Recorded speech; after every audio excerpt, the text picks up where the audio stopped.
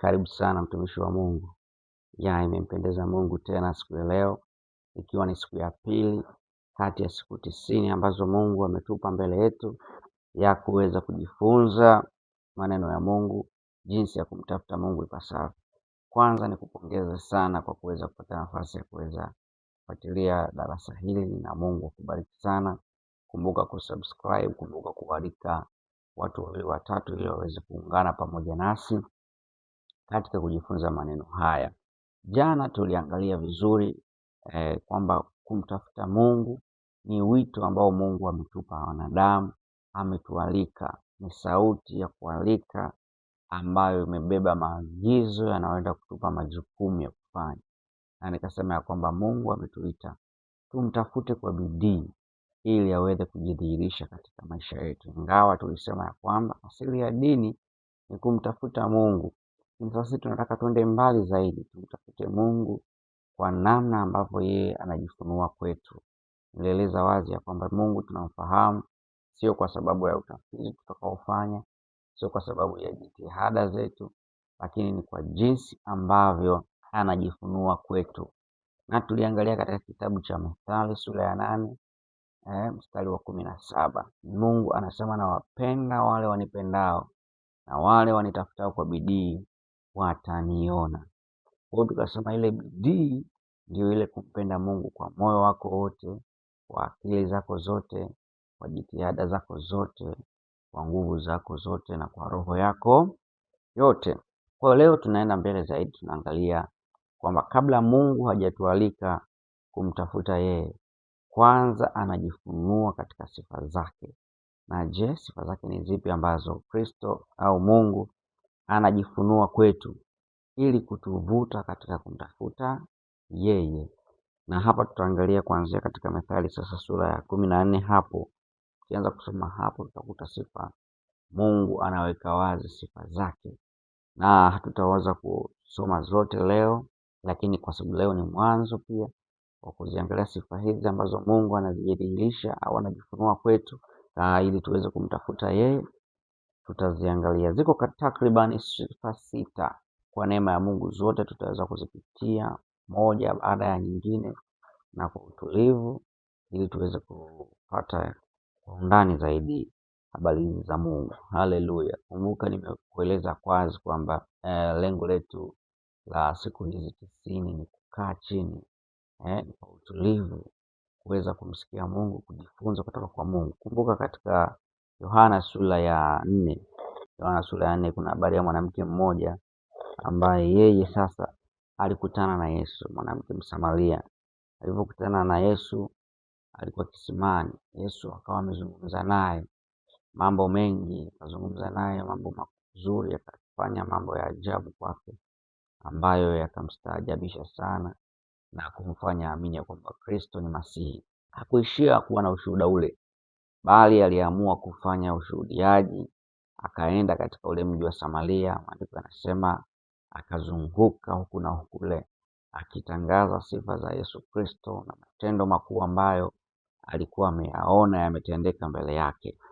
Kwa hiyo baada ya wale watu wa Samaria kusikia habari zile za Kristo, kusikia habari za matendo makuu ambayo ameyafanya kwa yule mwanamke, wakadhamilia wale watu kwa moyo dhamilia ya kuhitaji sasa kukaa na Kristo, kuhitaji kumsikia Yesu Kristo pia katika maisha yao. Kwa tunaona hawa watu waliitikia wito wa kumtafuta Mungu. Kuanzia mstari wa 41, mstari wa 40, Yohana sura ya 4 mstari wa 40, andiko anasema, basi wale wa Samaria walipomwendea walimsihi akae kwao, naye akakaa huko siku 2. Unaona hawa watu wa Samaria waliitikia wito baada ya kusikia shuhuda kwamba Kristo yuko mahala hapa na anafanya 1, 2, 3, ameniambia mambo ya maisha yangu, amefanya vitu vingi kwenye maisha yangu, kwa kweli muaminini yeye.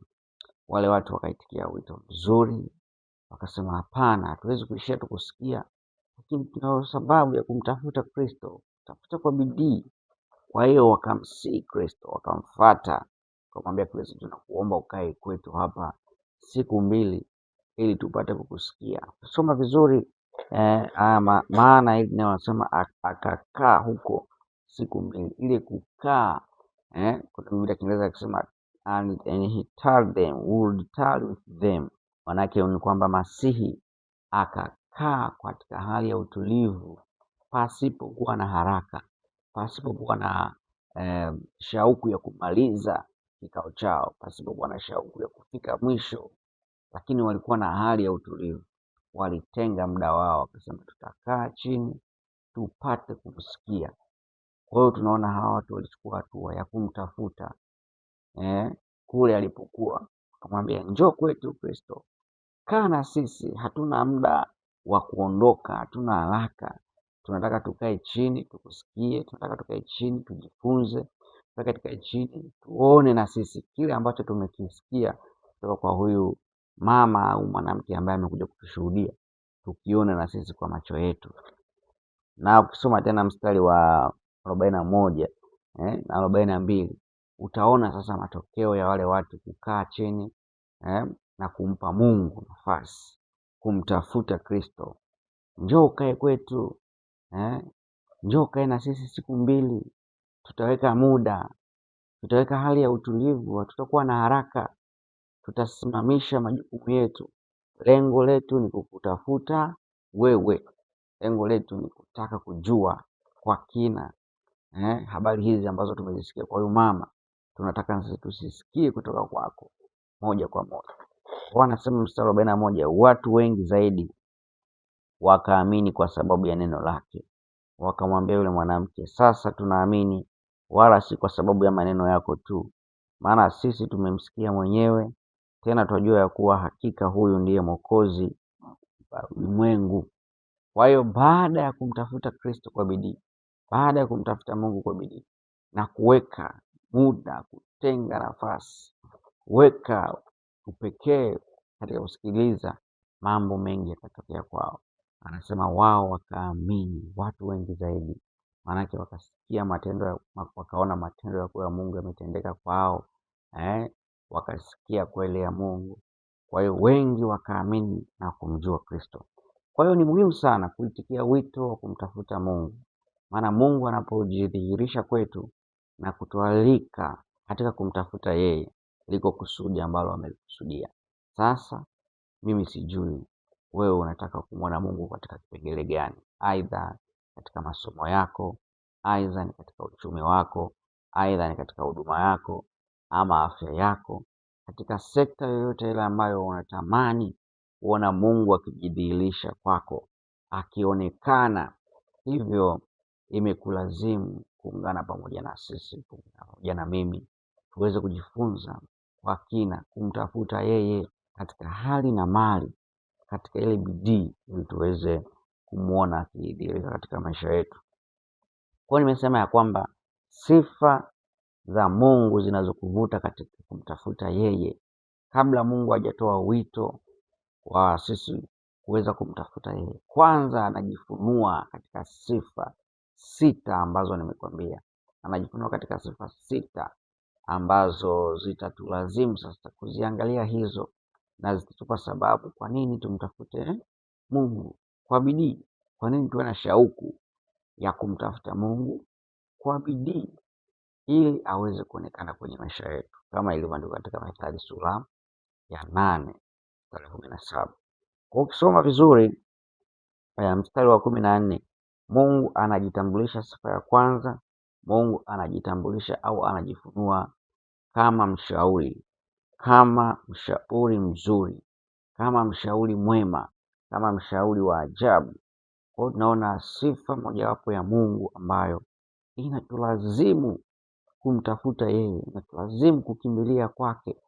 Kwanza ni kwa sababu Mungu ni mshauri wa ajabu, ni mshauri wa ajabu. Soma Isaya 9:6 pale, utaona pale Isaya anasema na mtoto amezaliwa, mshauri wa ajabu. Jina la Mungu ni mshauri wa ajabu, ni mshauri mzuri, mshauri mwema. Na Zaburi 32 mstari wa 8, sasa hii nayo inatuambia kwamba Mungu anasema nitakushauri, jicho langu kutazama. nitakuonyesha njia utakayoiendea. Kwa hiyo Mungu anajifunua kama mshauri kwetu. Kwa hiyo ikiwa tunatamani kupata mshauri mzuri, na naamini haya ni matamanio ya kila mmoja wetu, kupata good mentor, kupata mshauri wa ajabu, kupata mshauri mzuri. Maandiko yanatuwekea wazi ya kwamba Mungu amejifunua kwetu kama mshauri wa ajabu. Kwa hiyo inatulazimu kutafuta, ikiwa unataka kupiga hatua yoyote ile, mshauri wa kwanza na wa mwisho ni Mungu. Fahamu wazi kwamba kwenye biashara, kwenye maisha, kwenye mambo ya ndoa, watu wana washauri wao. Kwenye mambo ya kiimani, watu wana washauri wao, au kwa lugha nyingine wanaitwa mentor. Hawa ni wanadamu ambao watakufundisha, watakuelekeza njia walizopita wao, watakuelekeza mapito yao ili usije ukapita kule ukakwama. Watakufundisha vitu vingi sana, lakini kumbuka wazi ya kwamba mshauri wa kwanza na wa mwisho ni Yesu Kristo mwenyewe, ni Mungu mwenyewe. Huyu yeye anajua vyote, huyu yeye ana experience ya vyote. Na hapa chini tutaona sifa takribani 3 hapa za mshauri mzuri, za mshauri wa ajabu. Kwa nini Kristo anasimama kama mshauri wa ajabu? Kwa nini umwamini Kristo? Kwa nini ukubali umchague Kristo awe mshauri wako wa ajabu? Haleluya! Kwa hiyo utaona sifa ya kwanza anasema Mungu ni mshauri wa ajabu kwa sababu kwake ni salama, lakini pia Mungu ni msiri. Washauri wengi tunawapelekea mambo yetu, tunawapelekea mahitaji yetu ili waweze kutushauri, waweze kututia moyo, waweze kutufariji. Lakini nimeshuhudia wazi kwamba watu wengi wamekuwa katika huzuni, wamekuwa katika majonzi. Watu wengi wamekuwa hawataki tena kuzungumza na watu, hawataki tena kuomba mashauri, hawataki kufarijiwa kwa namna yote ile, kwa sababu wamejaribu kutafuta washauri mbalimbali, wamejaribu kutafuta mentors mbalimbali, lakini walipowaeleza mambo yao, walipowaeleza mahitaji yao, mwisho wa siku ikawa ni kidonda mioyo yao, kwa sababu hawakuwapokea vizuri, hawakuwa wasiri, hakukuwa na usalama. Walijikuta kwamba kile ambacho walitamani kiwe siri, lakini baadaye kikasambaa mtaani. Waswahili wanasema kwamba hakuna siri ambayo inahusisha watu wawili. Lakini sasa kwa Mungu ni tofauti. Kumbuka rafiki yangu mmoja, yeye alikuwa na changamoto kidogo kwenye ndoa yake, hawakuwa na maelewano mazuri na mke wake. Kwa hiyo akatamani kupata ushauri mzuri kutoka kwa rafiki yake, of course ni wasimamizi wa ndoa yao. Lakini akaenda mbali zaidi, akatafuta ushauri pia kutoka kwa mchungaji wake aliyemfundisha ndoa. Lakini ajabu ni kwamba katika kutafuta ushauri ule, ananiambia kwamba hata yule mchungaji hakuweza kuweka ile kuwa siri. Baadaye akaja akasikia maneno yamefika mara yametambaa. Kwa hiyo ikajikuta amezidi kuumia, akajikuta anakosa msaada, anajikuta anakosa sasa wapi pa kukimbilia, kwa sababu pale ambapo alipatarajia alikuta ni mahali ambapo hakuna usalama, hakuna siri. Kwa hiyo ndugu yangu, Mungu anajifunua wazi ya kwamba yeye ni msiri, kwake ni salama, na kwake yeye kuna hakikisho la siri zako kutunzwa. Ni mshauri ambaye atakusikiliza, ni mshauri ambaye atakuvumilia, ni mshauri ambaye atakuwa na wewe katika mazingira yoyote yale. Kwa hiyo hakikisha unamwamini huyu Kristo na kumfanya kuwa mshauri wako wa ajabu. Waebrania sura ya 4 mstari wa 13, maandiko anasema, wala hakuna kiumbe kisichokuwa wazi mbele zake, lakini vitu vyote ni utupu na kufunuliwa machoni pake yeye aliye na mambo yetu.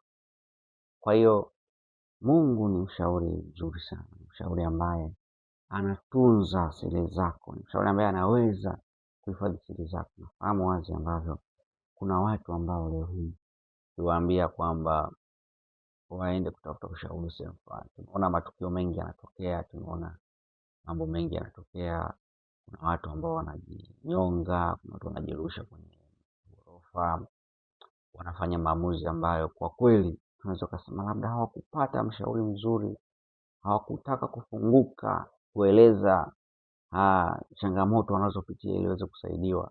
Lakini kumbuka mpendwa, si hivyo. Watu wengi wamekuwa wakizungumza na watu siri zao, wakizungumza na watu mambo yao, lakini kinachowaumiza hasa ni kwa sababu ya kukosekana kwa ule usiri, usalama wa mambo yao. Kwa hiyo wengi wanajikuta sasa hawawezi tena kuongea na watu, hawawezi kutafuta ushauri na watu, kwa kuwa watu ambao waliwaamini baadaye waliwadisappoint wale watu ambao waliona kwamba huyu anaweza kufanya hichi kitu kwa siri, tukafanya siri mimi na yeye, lakini baadaye ni maumivu, kwa hakuna kimbilio. Kwa hiyo Mungu anatambua hicho kitu ya kwamba wanadamu wanakosa usiri, wanadamu wanakosa kutunza vitu vya watu, wanazungumza vitu vya watu, hawana kifua cha kubeba vitu vya watu. Kwa hiyo Mungu anakuja kuleta wito kwetu wa kumtafuta yeye kama mshauri wa pekee, kama mshauri mzuri, kama mshauri mwema, mshauri wa ajabu ambaye yuko tayari kutufundisha, yuko tayari kutuelekeza, yuko tayari kutembea na sisi na kutunza siri yetu. Anasema vitu vyote viko wazi kwake. Yeye anafahamu vitu vingi, anataka tumpe ile nafasi ya yeye kuwa mshauri kwetu, maana yeye anafahamu mambo yetu. Anasema machoni pake yeye aliye na mambo yetu, maanake ana siri zetu, anafahamu mawazo yetu, anafahamu maumivu tunayopitia, anafahamu jinsi tunavyo mambo yaliyotusonga. Kusoma maandiko katika Yohana nadhani 14 pale, Yesu anasema ya kwamba ulimwenguni mnayo dhiki, jitieni moyo kwa kuwa mimi nimeshinda ulimwengu. Kwa Mungu anajua mambo gani ambayo yametusonga kwenye maisha yetu. Kwa hiyo anajifunua kama mshauri kwetu ambaye yuko tayari kutunza siri zetu. Hii ni mojawapo ya sifa ya Mungu ambayo inamfanya kuwa mshauri wa kipekee, inamfanya kuwa mshauri wa ajabu, kwamba yeye ni msiri, yuko tayari kuhifadhi mambo yetu na zaidi sana kushughulika nayo. Kwa hiyo mpendwa,